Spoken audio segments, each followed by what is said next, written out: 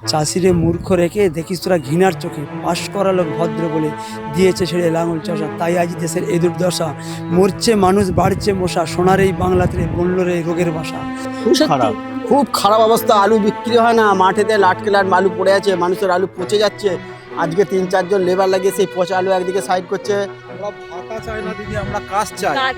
হ্যাঁ, 100 দিনের কাজ চাই, আমরা ভাতা চাই না। 100 দিনের কাজ তো আজকে আপনারা কি করেছিলেন? 100 দিনের কাজ 100 দিনের কাজ আগে হয়েছে, আর হয় না। আর আমাদের এখানে অর্থনৈতিক ফসল হচ্ছে আলুটাই মেন, হচ্ছে আলু চাষ। আলু চাষই হচ্ছে মেন। সেখানে একজন মুখ্যমন্ত্রী সেখানে বলছে চপ শিল্প হবে, কোথা ঘুগনি শিল্পী হবে। তা চাষিরা বলেছে আমার বউ হাতে গলায় উঠি কিনি, আমি বিবাহবার্ষিকী আমি কিছু দিতে পারিনি বলে আমার বউ হাতে কি লজ্জার কথা বলে বলবি। তারকেশ্বর স্টেশন থেকে বেশ কিছুটা রাস্তা আসলাম। এখন পরন্ত বিকেল সন্ধে হয়ে যাচ্ছে, কিন্তু এই রাস্তা দিয়ে যেতে গিয়ে আমার চোখে পড়লো এই বিরাট যে ধান ক্ষেত বলা ভুল হবে, বিরাট যে মাঠ, যেখানে রীতিমতো আলু চাষ হয়। এবং আলু চাষের সাথে সাথে আলু চাষের সিজন চলে গেলে বাদাম, কড়াই, পাট, এই সমস্ত কিছু চাষ হয়। তো সেখানে কয়েকজন মানুষ ছিলেন, আমি একটু দেখলাম তাদের সাথে কথা বলে, কারণ তারকেশ্বর বিধানসভা এলাকাটা তো ঘোরা হয়নি সেইভাবে। তো ভাবলাম একটু এখানকার মানুষের কি সমস্যা আছে সেটা একটু জানার চেষ্টা করি। জানতে গিয়ে অদ্ভুত সমস্ত জিনিসপত্র আমার সামনে চলে এলো। কারণ এই তারকেশ্বরে যারা আলু চাষি তাদের আজকের অত্যন্ত খারাপ অবস্থা। কেউ 2 বিঘা, কেউ 3 বিঘা, কেউ 4 বিঘা জমি চাষ করেছিলেন আলু, সমবায় সমিতি বা বন্ধন ব্যাংক থেকে লোন নিয়ে সেই ঋণের পরিমাণ বা লোনের পরিমাণ কারোর 90,000 টাকা, কারোর 50,000 টাকা, কারোর 60,000 টাকা, প্রত্যেকে আলু চাষ করেন। এবং তারপরে বর্তমানে সেই আলুর তারা দাম পাননি এবং অধিকাংশ আলু পচে গেছে। সিটিং এমএলএ যিনি ছিলেন তিনি প্রচারে আসছেন, কিন্তু এই চাষিগুলোর সাথে কোনো কথা বলেননি, তাদের কোনো সমাধানের পথও দেননি। এখন তাদেরকে দিনমজুর হয়ে খাটতে হচ্ছে। 400 টাকা তাদেরকে রোজের কোথাও দিনমজুরি খাটতে হচ্ছে, তবে গিয়ে তাদের সংসার চালাতে হবে, তাদের ছেলেমেয়ের পড়াশোনা দেখতে হবে, তার সাথে এই যে এতগুলো ঋণ, সেই ঋণের টাকা শোধ করতে হবে। যে এখানে আলু আপনাদের কি চাষে তো অনেক ক্ষতি হয়ে গেছে তারকেশ্বরে, যারা আপনারা আলু চাষি রয়েছে, এখন কি অবস্থা? এখন অবস্থা হচ্ছে করুন। চাষিদের মাননীয় মুখ্যমন্ত্রী গত বছর বলেছিলেন 900 টাকা কুইন্টাল আলু, তার মানে পার বস্তায় পড়ছে 450 টাকা। আর এক বস্তা আলু চাষ করতে খরচ হয় 400 টাকা। আচ্ছা, হ্যাঁ, সে 450 টাকা যে বলে 50 টাকা থাকলো, 50 টাকা কী লেবারে দেবো, কী সার খরচ দেবো, কী ওষুধ দেবো, কী মিনিওলা কী দেবো, এবং তার লেবার খরচ। আর আমাদের এখানে অর্থনৈতিক ফসল হচ্ছে আলুটাই মেন, হচ্ছে আলু চাষ। আলু চাষই হচ্ছে মেন। সেখানে একজন মুখ্যমন্ত্রী সেখানে বলছে চপ শিল্প হবে, কোথা ঘুগনি শিল্পী হবে। কিন্তু 1932 সালে গুরুসহায় দত্ত বলে গেছিল চাষিরে মূর্খ রেখে দেখিস তোরা ঘৃণার চোখে পাশ করা লোক ভদ্র বলে দিয়েছে ছেড়ে লাঙল চষা। তাই আজ দেশের এই দুর্দশা, মরছে মানুষ বাড়ছে মশা, সোনার এই বাংলাতে বলল রে রোগের বাসা। আপনি কত বিঘা জমি চাষ করেছেন? 3.5 বিঘা জমি নিজে? 3,000 টাকা না গুলোই জমি লিজে নিয়ে। লিজ কত টাকা নিতে হয়েছিল? লিজ বিঘেই 20 খানা হিসেবে আলু দিতে হয়।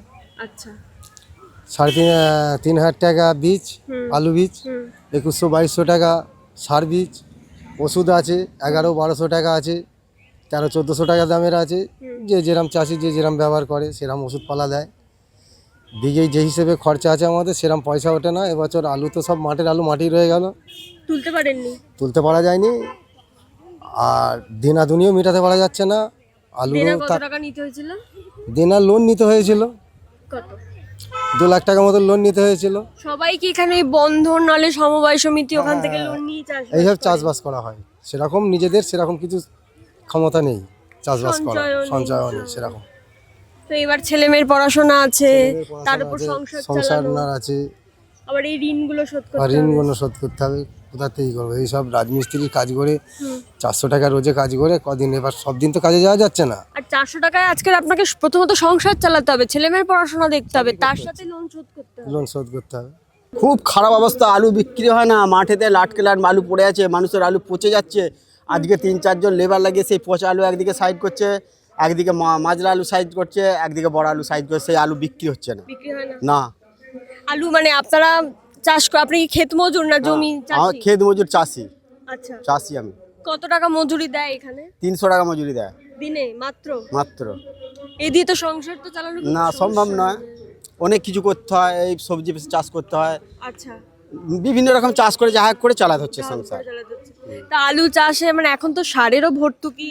ভর্তুকিতে সব সারে তুলেই নিয়েছে একরকম, আর 300 টাকা আছে মাত্র। এখন সারের দাম করেছে 2450 টাকা দাম হয়ে গেছে।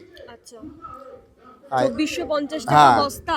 2450 টাকা বস্তা, 2350 টাকা বস্তা, 2250 টাকা বস্তা, এরকম দাম হয়ে গেছে। ছিল এর আগের বার আমরা যখন চাষ করেছিল 1800-1950 টাকা দাম ছিল। এই কদিনে 300-350 টাকা করে বেড়ে গেছে। এগুলো তো মানে এলাকার কোন মানে যারা দায়িত্বে থাকে, প্রশাসন বা মানে সরকার, তারা কোনোদিনও চাষিদের নিয়ে কথা তো বলে না। কেউ বলে না কোনো কথা, চাষিদের নিয়ে কোনো সরকার বলে না, আজও পর্যন্ত বলে না। বর্তমানে আমি আমার বাবার সমস্ত চাষবাস দেখি। 4 বিঘা জমি আলু চাষ করেছিলাম। যতটুকু সামর্থ্য, প্রথম চেষ্টায় আমরা বস্তা 9 টাকা বস্তা, তখন বস্তা কিনেছিলাম। তারপর আস্তে আস্তে বস্তার দাম 20, 25 থেকে 40, লাস্ট 40 পর্যন্ত দাম হয়ে যায়। 40। আমরা কিছু আলু স্টোরে ভরতে পেরেছিলাম, কিছু মাঠে ছিল, সেসব আলু বিক্রি করতে পারেনি। এক জায়গায় বৃষ্টিটা হওয়ার আগে যে যতটা পেরেছিলেন ওই স্টোরে স্টোরে ভরেছিলাম। তারপর যতটা রেখেছিলাম মাঠে ছিল, দেখা যাচ্ছে আস্তে আস্তে যত রোদ্দুরের চাপ বাড়ছে, পচছে। কিছু জায়গা থেকে সরিয়ে আবার এক জায়গায় রাখা হলো, সেখান থেকে সরিয়ে রাখা হচ্ছে। এরমভাবে তো আলু থাকবে না। অর্ধেক আলু পচে গেল। লাস্টে 110 টাকা দামে কিছু বিক্রি করলাম। আর এখন তো কি কি আলু বলবো, কি আলু চাষ হয়েছিল? জ্যোতি। আচ্ছা, আমাদের দিকে সম্পূর্ণ বেশিরভাগটাই জ্যোতি আলু চাষ হয়, আর চন্দ্রমুখী খুব অল্প স্বল্প হয়। আর আমাদের মাঠটা পুরো চন্দ্রমুখী, এই জ্যোতি। জ্যোতি। আর আলুর কন্ডিশন খুব ভালো আর নেই। চাষিবাসি, আমার বাবা তো টেনশনে রোগ হয়ে গেছে। কি অবস্থা আলু চাষে? আলু চাষের যা অবস্থা স্যার বলে খাইনি। আলু চাষ করে তো সব ডুবে গেল। 10,000 টাকা করে দেনা হয়ে গেল। 10,000? হ্যাঁ, কোথা থেকে ঋণ নেওয়া হয়েছিল? ঋণ নেওয়া হয়েছিল। এর পাশেই আমাদের একজন মানে ব্যাপারী ছিলেন, তার কাছ থেকে সব ঋণ নেওয়া হয়েছিল। সে শোধ করা যায়নি নাকি? শোধ করা যায়নি তো ফের ঘুরে 10,000 টাকা করে দেনা হয়েছে, 12,000 টাকা করে আচ্ছা, কেন? ওই আলুর দামে। দামে। হ্যাঁ, এখানে আলুর মানে সবারই সমান সব অবস্থা? 100 বছর, সব 1 সমান অবস্থা। তা এখন কিভাবে সংসার চলবে? সংসার চলবে, যা হোক করে চালাতে হবে এই অবস্থা করে, কিছু করার নেই। তো এখানে ক্যান্ডিডেট আপনাদের এমএলএ প্রচার করছে, যিনি এমএলএ রয়েছে তিনি কিছু বলছেন না আপনাদের সাহায্য টাহায্য করার কথা? সাহায্য কথা বলে যাচ্ছে, কত সাহায্য করবে? চাষিদের সাহায্য করে যদি সব কিছু করতে পারে তাহলে তো অনেক কিছু হয়ে যেত। করে কি কোনোদিনও? আমাদের তো করে বলছে, যারা পায় তারা পায়, আমরা তো কোনোদিন পাই না। পান না। না। এই 5 বছরে কোনোদিন আপনাদের এমএলএ আপনাদের এই চাষিদের সমস্যা নিয়ে এসছে এলাকায় কথা বলতে? এখানে আসেনি, অন্য জায়গায় হয়তো এসছে, আমাদের এখানে আসেনি। আপনারা পান? না, পানি তো এখন তাহলে সব আলু কি পচে গেছে? সব পৌঁছে গেছে। কিছু কেমন দেওয়া হয়েছে ঋণ শোধ করার জন্য, সে তো ঋণ সে শোধ হয়নি। ওই যে বলুন 12-14 হাজার টাকা করে দেনা। এখন এটা কি এখানে কিছু এখানে চাষ ওই করা হয়েছে? কড়াই চাষ হয়েছে। তো সরকার আপনাদের জন্য এগুলো নিয়ে তো কোনোদিন কথা বলে না, কথাও বলে না, আসেও না, দেখতেও আসে না। দেখেও আসে না। আজকের ভোটের আগে তো প্রচার করছে এমএলএ আপনাদের এখানকার, তিনিই তো এমএলএ ছিল বোধহয় 11 সাল থেকে। 11 সাল থেকে ছিল অচপাল সিং ছিল, হ্যাঁ। রমেন্দ্র সিংহ রায় নয়। তারপর আচ্ছা। অচপাল সিং হয়ে যেতে রমেন্দ্র সিংহ রায় হলো। এখন রবীন্দ্র সিংহ রায়। তো যাই হোক, উনি বিগত 5 বছর তো এমএলএ ছিলেন, তো তিনি প্রচারেও আসছেন, আবার ক্যান্ডিডেট হয়েছে।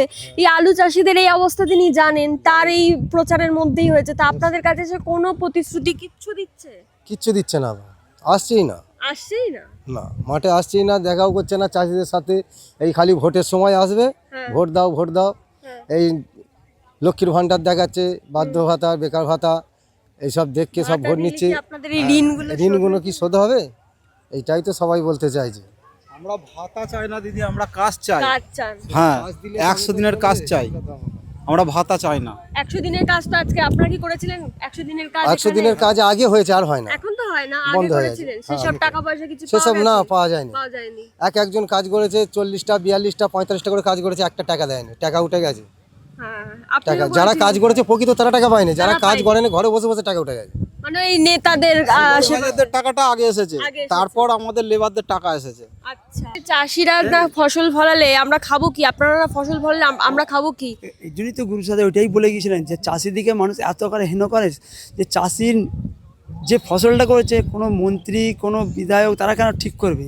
চাষিরা তো একটা সিগারেটের দাম ভাবুন, আজ 1 টাকাতে 10 টাকা হয়েছে।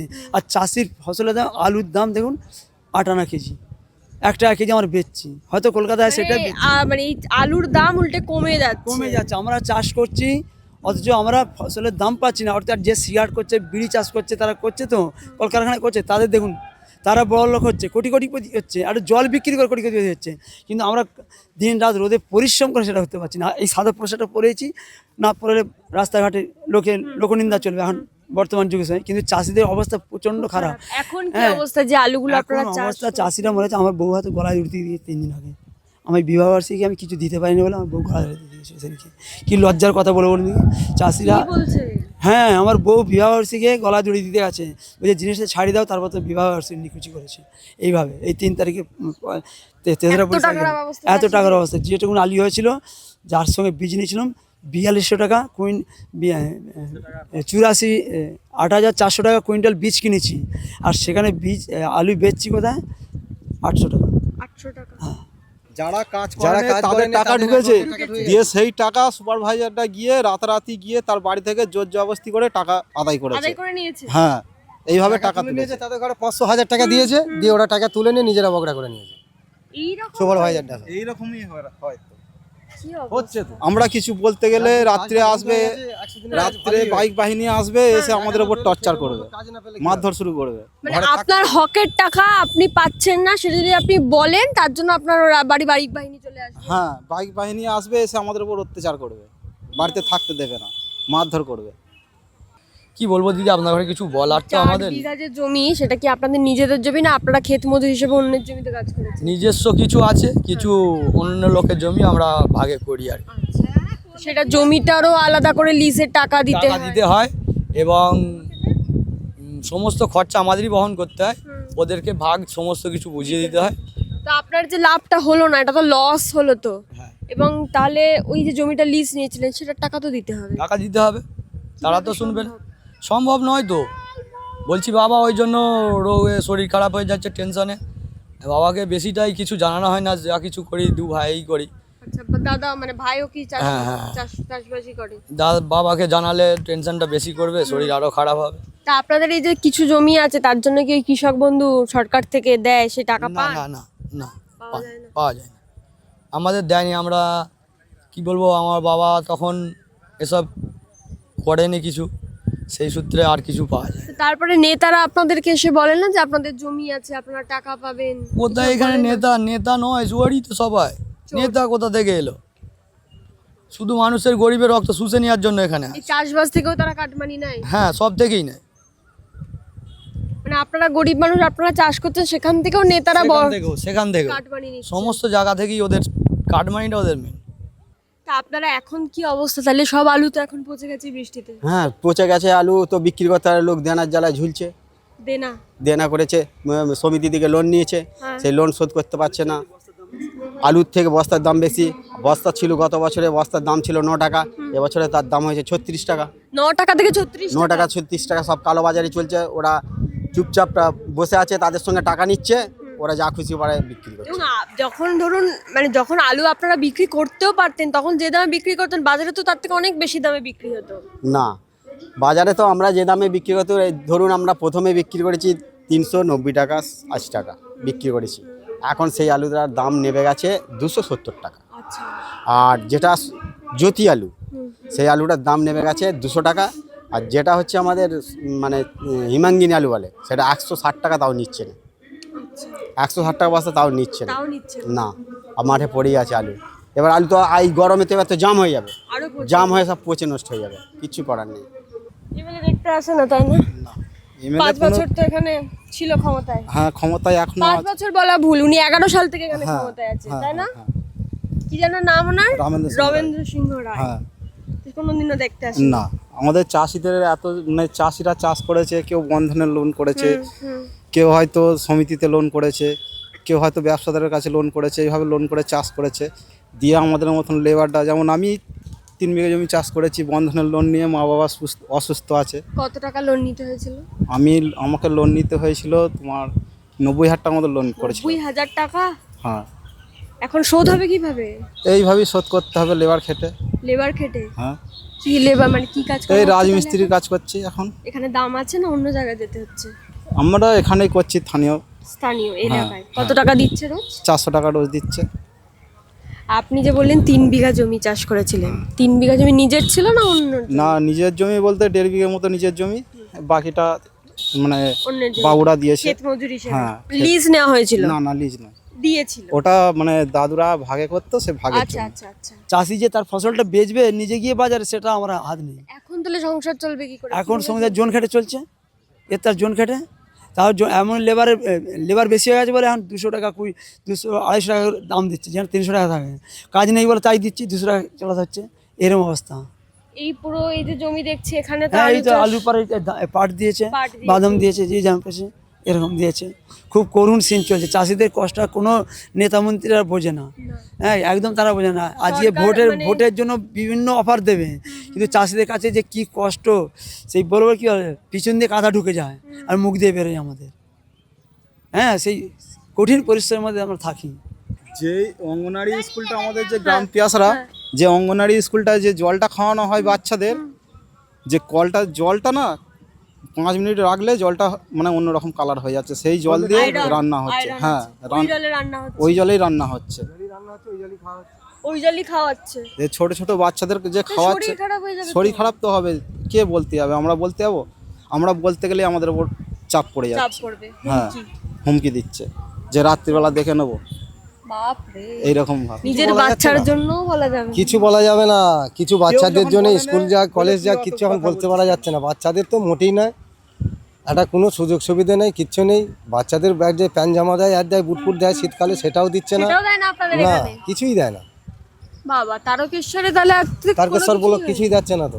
আমাদের মতন মানে আমাদের এই এলাকাটা ঘুরলে, নাইটা অঞ্চলটা ঘুরলে এরকম বহু মানুষ সমস্যার মধ্যে আছে, প্রচুর সমস্যা। প্রচুর সমস্যার মধ্যে আছে। এই এলাকায় সামান্য সৎকার হলে সরকার থেকে যে টাকা দেওয়া হয় সেই টাকাটাও নেতারা খেয়ে নিচ্ছে। আরও বড় অভিযোগ, এলাকায় যে সমস্ত প্রাইমারি স্কুল আছে সেই স্কুলে পাখা পর্যন্ত নেই। অভিভাবকেরা ছেলে মেয়েদের কষ্ট দেখে সেখানে যখন গিয়ে বলছেন যে পাখা লাগিয়ে দেওয়া হবে, সেটাও দেওয়া হচ্ছে না। এবং মিড ডে মিলের রান্না যে জলে হচ্ছে, সেই জল নাকি কিছুক্ষণ রাখলে হলুদ হয়ে যায়, এত পরিমাণে আয়রন। সেই জলই তাদের বাচ্চাদের রান্না করে তাদের খাওয়ানো হচ্ছে এবং সেই জল বাচ্চাদের পানও করানো হচ্ছে। আর হসপিটালের অবস্থা এখানে খুবই খারাপ, অপরিচ্ছন্ন পরিবেশ। কাউকে হসপিটালে ভর্তি করতে হলে তাদেরকে নাকি বাড়ির থেকে মশারি নিয়ে যেতে হয়, এতটাই মশার সেখানে দাপট, অপরিষ্কার, নোংরা হয়ে থাকে চারপাশ। তারকেশ্বরে কোনো কাজ নেই, চাষবাস করে মানুষকে খেতে হয়। চাষ না করলে, না খাটলে তাদের পয়সা আসবে না বাড়িতে। স্কুল নেই ভালো, খাবার জল নেই ভালো। যে সমস্ত কলগুলো দেওয়া হয়েছিল সেই সমস্ত কলগুলো নাকি এখন সারাতে গেলে 200 টাকা করে পঞ্চায়েতে তাদেরকে জমা দিতে হবে, তবে গিয়ে তাদের এখানে সেই কল সারানো হবে। মানে এখানে খুব স্বাভাবিকভাবে এটা একেবারে আমি বলেই দিতে পারি যে তারকেশ্বরে কোনো উন্নয়ন হয়নি 15 বছরে। এখানে 1977 সাল থেকে 2011 সাল অবধি ফরওয়ার্ড ব্লকের প্রশাসন ছিল, এমএলএ ছিল, তারপরে তৃণমূল কংগ্রেসের 2011 থেকে 2021 অবধি তিনিই ছিলেন। এবং 2021-এ যিনি সিটিং এমএলএ, তিনিই আমার এবারের ক্যান্ডিডেট হয়েছেন। তিনি এলাকায় এলাকায় প্রচার করছেন, কিন্তু মানুষের কাছে যাদের সমস্যা রয়েছে তাদের কাছে যাচ্ছেন না, রাস্তা দিয়ে প্রচার সেরে চলে যাচ্ছেন। কিন্তু তারকেশ্বরের উন্নয়ন হয়নি। তারকেশ্বরের মানুষ পরিবর্তন করেছিল যাতে তাদের একটু উন্নয়নের মুখ তারা দেখতে পায়, কিন্তু 15 বছর কেটে গেছে, এই মানুষগুলো কিন্তু উন্নয়নের মুখ দেখতে পায়নি। আজ বরঞ্চ আরও বেশি তলানিতে চলে গেছে তারকেশ্বরের পরিবেশ।